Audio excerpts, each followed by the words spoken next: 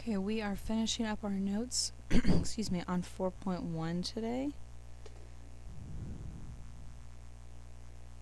Make sure you are taking said notes. Degrees, minutes, and seconds. I'm going to just briefly introduce this and then I'll actually show you. I couldn't get the app to work on the computer, so I'll show you tomorrow in class how to actually do this on your calculator. It's very, very easy, just a couple of buttons on your calculator. Again, that's assuming that you actually have the graphing calculator like I've instructed you to have since the first day of school. Degrees we're used to, 0, 90, 180, all of those. A degree is actually broken up into 60 minutes. So 1 minute excuse me, is 1/60th of a degree. And 1 second, just like it's been for your entire life, is a 60th of a minute. So there are 60 seconds in a minute and 60 minutes in a degree. And so sometimes you might see, if I had 320 degrees, about 320.5 degrees. That would be the same as 320 degrees. And that's a half of a degree, or a half of a, or 30 minutes, and half of 60 would be 30, so 30 minutes. Those are the exact same thing. And again, I'll show you on your calculator a real easy way to go back and forth between the two. Arc length. You will need to know the formula I give you in a second. So arc length, I have a circle with a radius r. Okay, hold on. I'm clearly struggling with my pen. Give me just a second. I have a circle with a radius of r and an angle theta. My arc length is the actual length of that piece. So like, think of a pizza and you cut off a piece of pizza. I want to know how long the crust is. Your formula for arc length is S equals r theta. Thing to remember here, theta is measured in radians. So if I give you an angle in degrees, you will have to convert it to radians first. So an example, r equals 4 inches, theta equals 240 degrees. I want you to find the arc length. First off, like I just said, theta needs to be in radians. So I'm going to convert my 240 degrees into radians by multiplying by pi over 180. My degrees cancel. 240 over pi is actually, 240 over 180 is actually going to reduce to 4/3, and that is 4/3 pi, so 4 pi over 3 radians. So there's my angle, my theta for this problem. To find my arc length, I'm going to do the radius times my angle.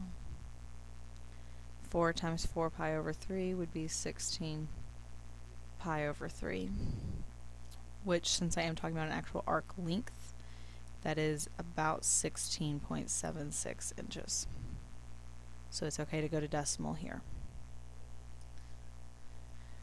Linear speed and angular speed. For linear speed,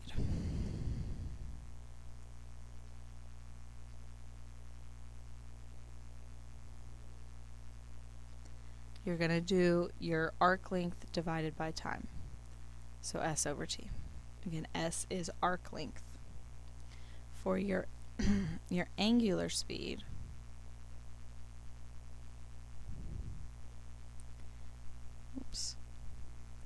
you're going to do your central angle, or that theta, over time.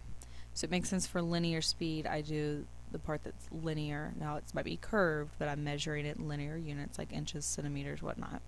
So that's my arc length. Angular speed should go with my angle measure. And for speed, that does make sense. They both go with time. For an example, the second hand of a clock is 10.2 centimeters long. Find the linear speed of this second hand.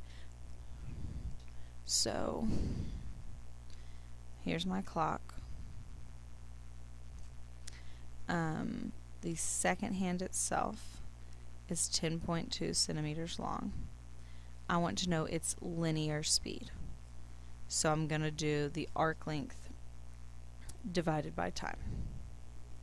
Well, it doesn't give me a time or anything like that, but I know a second hand to do one revolution would take 60 seconds. 60 seconds all the way around. And to go all the way around, that'd be like doing my circumference. So I should probably go ahead and find out what my circumference is. So 2 pi r, or 2 pi times 10.2. So my circumference is 20.4 pi. So those are things that they don't give me, or don't specifically even tell me I need to find, but I do need to find. Then to find that linear speed, I'm going to do my arc length, so all the way around was 20.4 pi centimeters.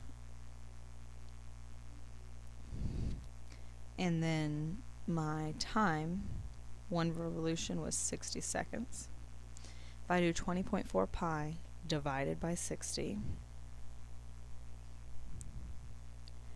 I get about 1.068 centimeters per second. Oops, centimeters is with a C.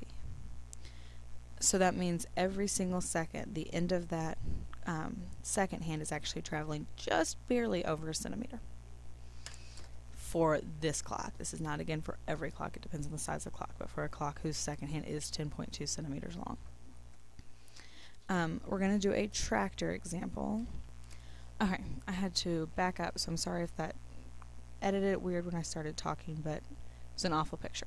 So, my tractor is pulling this cylinder-shaped object. It's got a little bracket connecting it, pulling it in this direction.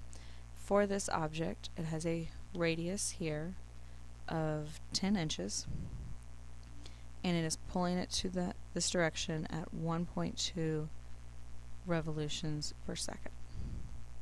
The first thing I want you to find is the angular speed.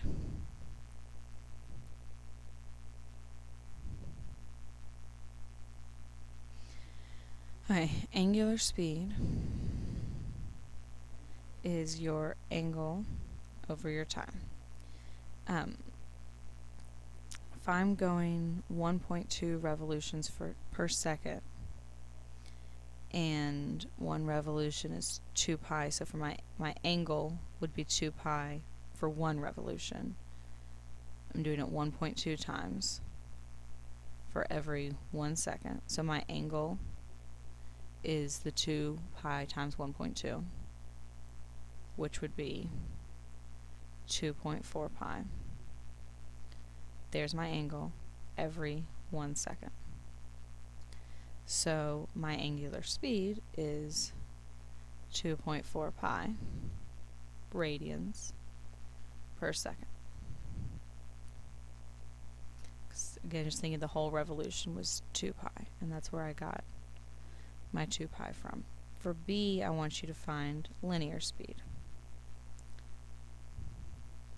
So linear speed is your arc length over time, which, if you remember correctly, arc length is your radius times theta. So my radius is 10 inches. My angle, we found up here, was 2.4 pi radians. And that's for every second. I'm going that far. So 10 times 2.4 would be 24 pi radians per second. Or again, because I'm doing linear, pi is not very helpful, so I do want to go ahead and get a decimal answer, which is about 75.4 inches. Oh, I lost my inches up here. Per second. Because I've converted this to the linear and gotten rid, I'm not talking about the angle anymore, that's why the radians don't matter there. I'm going straight into the line. We will do a little bit of practice with this tomorrow. Do make sure you come in with questions, especially over the bookwork that you worked on today in class.